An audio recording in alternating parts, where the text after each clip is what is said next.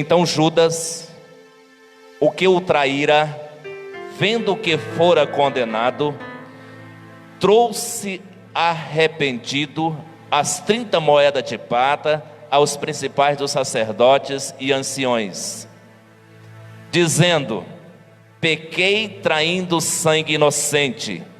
Eles, porém, disseram: que nos importa?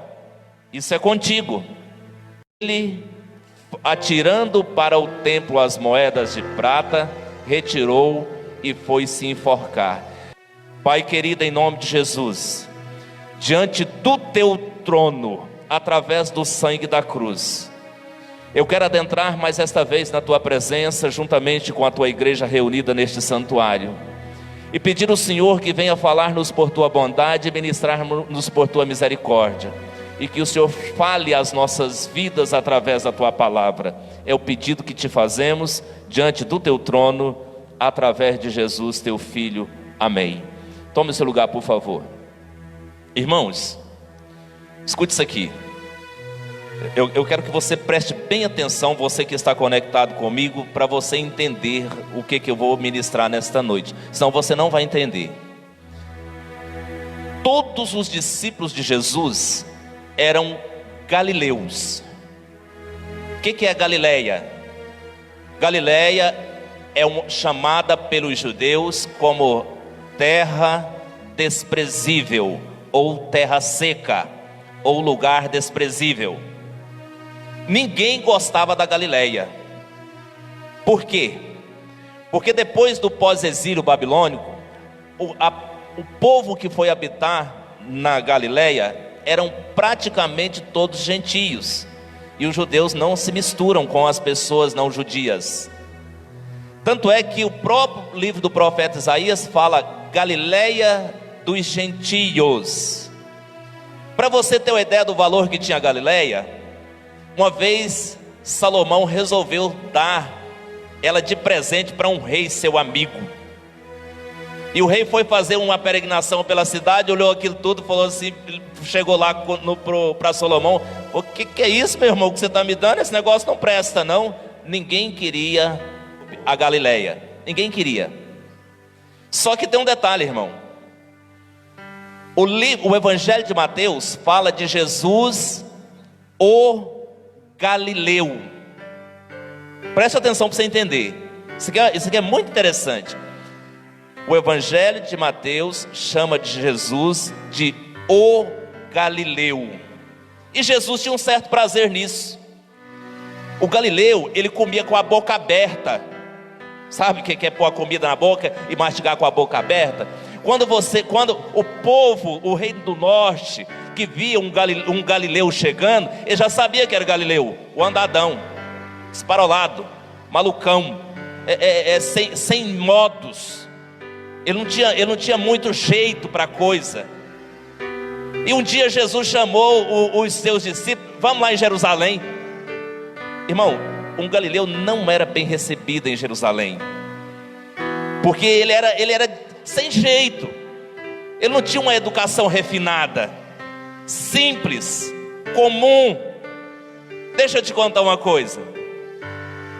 Escute isso aqui. Só que Jesus, escute isso aqui para você entender, gastou 80% do seu ministério terreno com os galileus. Mar da Galileia, foi lá que ele encontrou os seus discípulos. Agora eu quero te mostrar um negócio. Apenas um dos discípulos de Jesus que não era galileu: Judas de Cariotes. Por isso o nome Judas Iscariotes.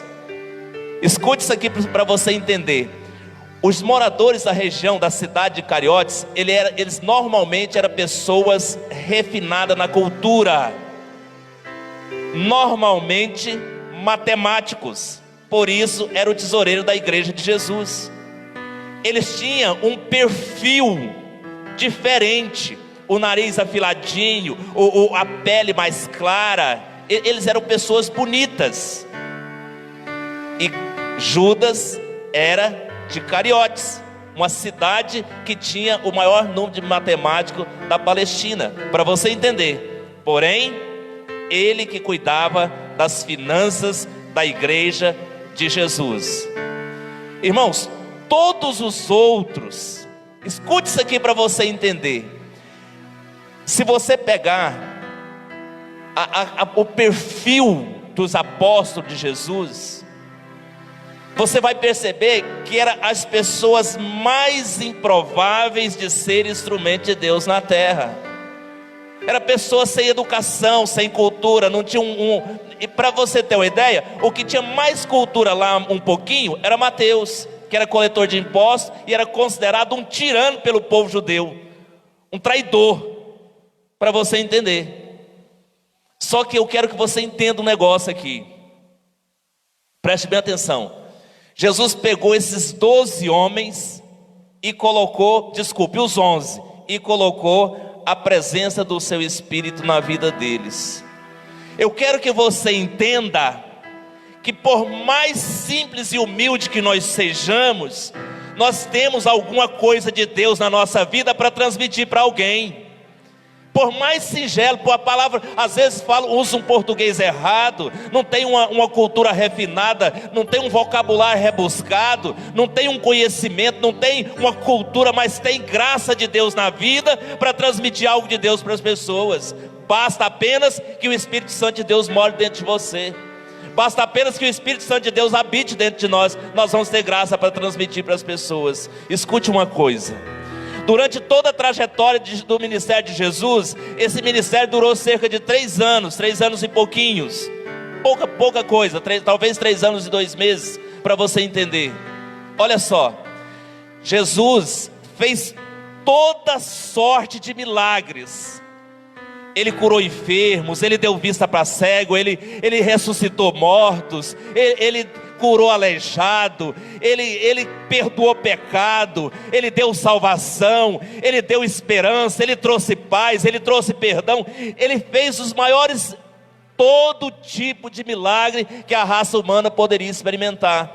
Escute, e Judas viu isso. Judas estava junto com os 11.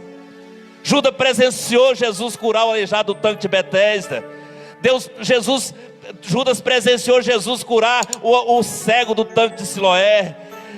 Judas presenciou Jesus ressuscitar Lázaro. Judas presenciou Jesus ressuscitar o filho da viúva de Naim. Judas presenciou Jesus curar leprosos. Judas presenciou Jesus curar o homem da mão mirrada. Judas presenciou Jesus fazer as mais variadas sortes de milagres. Judas presenciou Jesus expulsar os demônios do endemoniado de Gadara. Judas presenciou Jesus andar por cima dos mares. Judas presenciou Jesus ser transfigurado. Judas presenciou toda a trajetória de Jesus na terra como Filho de Deus. Escute isso aqui, irmãos. Pastor, Jesus sabia acerca de Judas? Sabia. Como assim, pastor? Sabia. Sabe por quê? Olhe para mim. Pastor tem uma graça especial. Pastor tem uma unção especial da parte do céu. E não adianta a gente querer mudar isso. Jesus, quando ele olhou para Judas, ele tinha o perfil da vida de Judas. Ele tinha o perfil do caráter de Judas. Ele sabia quem era Judas. Escute. E entregou o cargo mais importante da sua igreja na mão de Judas. Pastor, mas por quê? Escute isso aqui. Judas nunca vai poder dizer que não teve oportunidade. Você nunca vai poder dizer que não teve uma oportunidade de Deus. Nunca. Pastor, mas por quê? Não, você tem oportunidade de orar, você tem oportunidade de jejuar, você tem oportunidade de fazer a obra de Deus, você tem oportunidade de evangelizar, dar testemunho do Senhor, você tem oportunidade de dizimar, você tem oportunidade de ofertar, você tem oportunidade de glorificar e exaltar o nome do Senhor, você tem oportunidade de ser um adorador de verdade. Você, como igreja, nunca vai poder dizer que não teve oportunidade de Deus. Nunca. Judas teve a oportunidade dele. Escute, irmãos, Mesmo Judas vendo tudo que Jesus fez, mesmo Judas vendo tudo que Jesus realizara na terra, mesmo Jesus experimentando grandes milagres da parte do Senhor, ele resolveu vender Jesus. Ele decidiu vender Jesus. Ele decidiu entregar Jesus.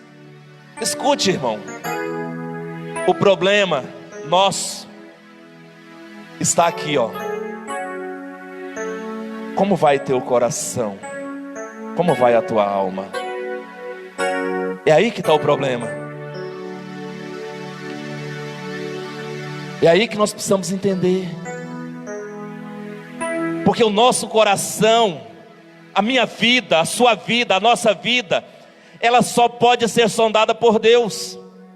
Nem a gente mesmo conhece muito bem o que está dentro dos nossos corações.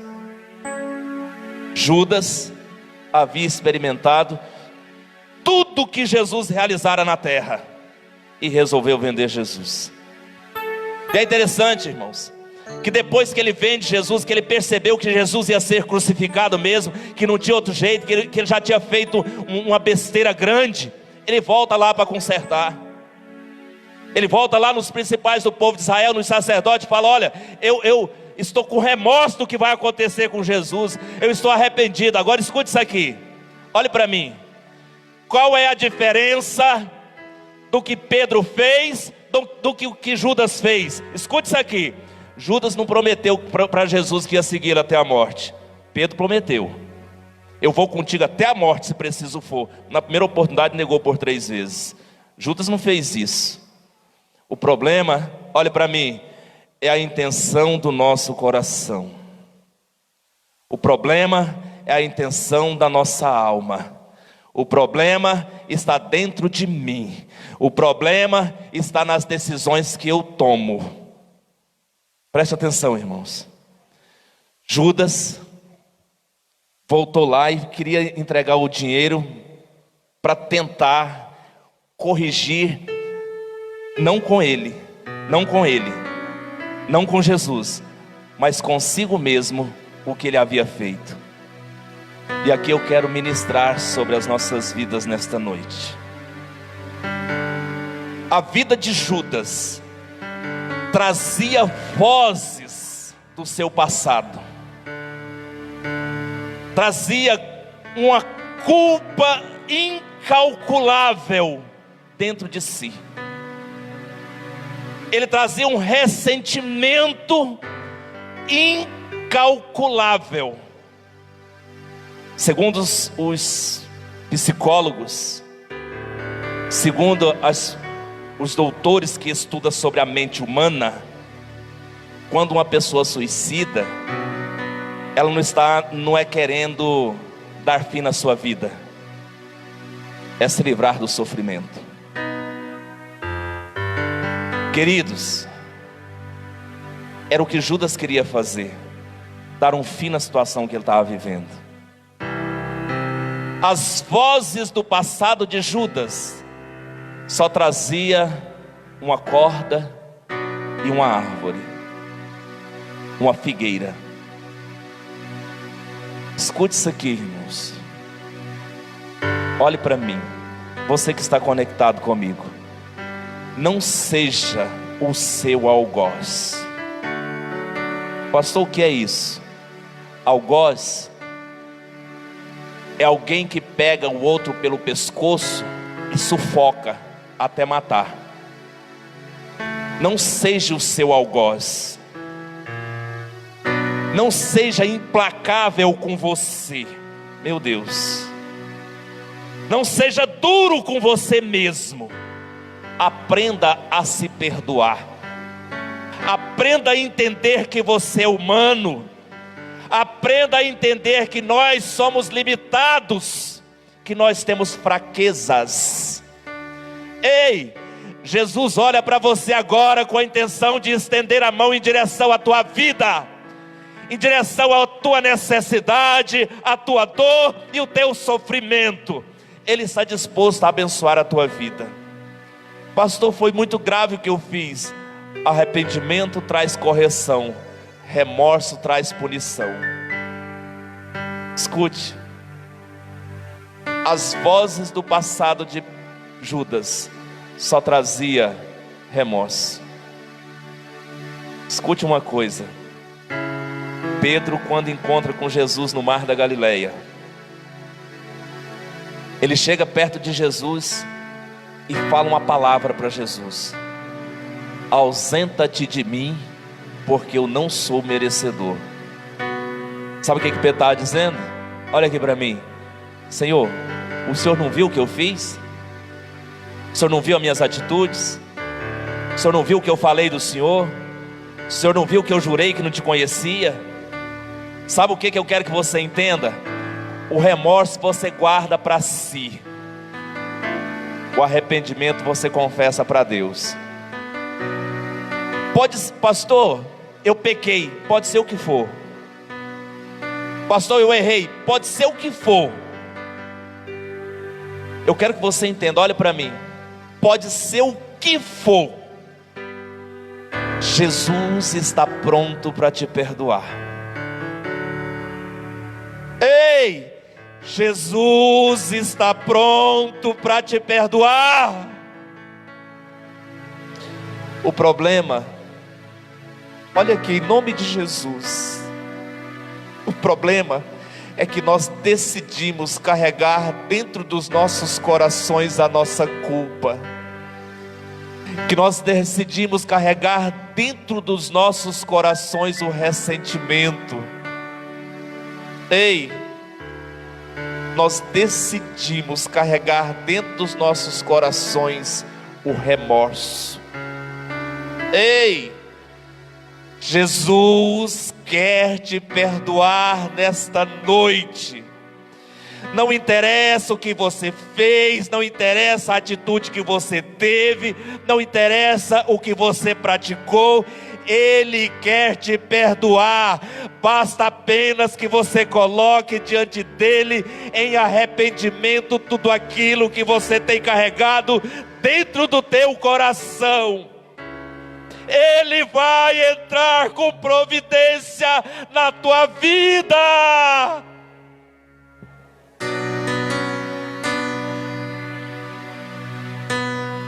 Aleluia.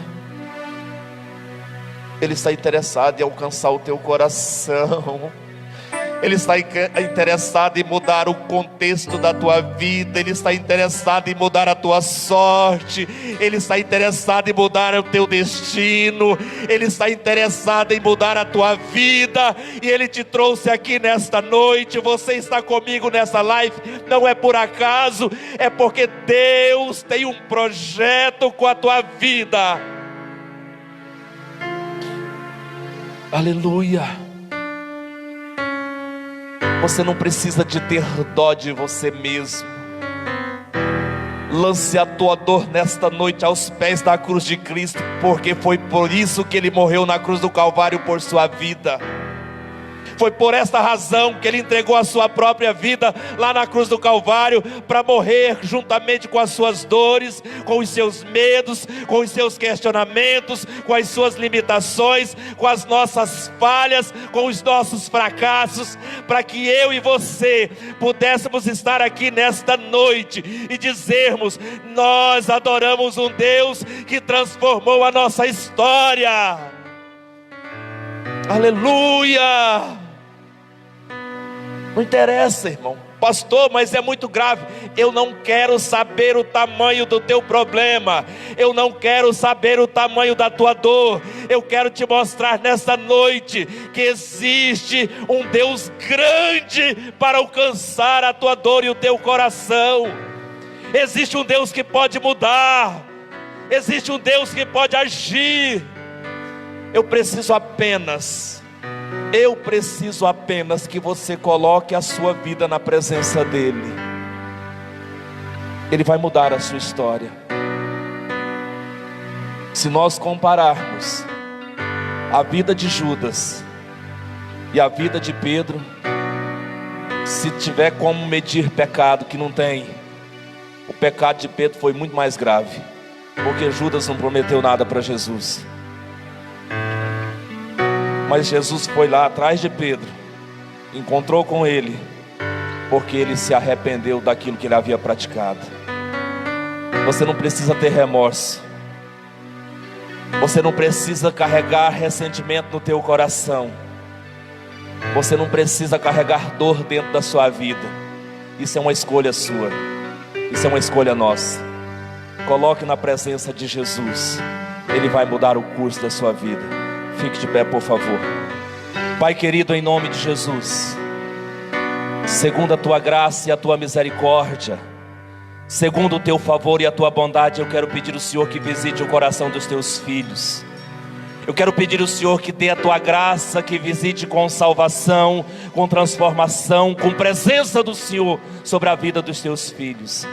Deus, em nome de Jesus, nos dê da tua paz, nos dê da tua graça e manifesta sobre nós o teu Espírito. Deus, visita as nossas vidas, nós precisamos nessa noite ser visitados pelo Senhor. Ó Deus, que a tua misericórdia nunca falte sobre os nossos corações.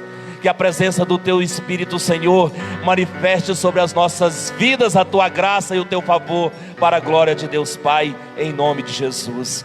Amém.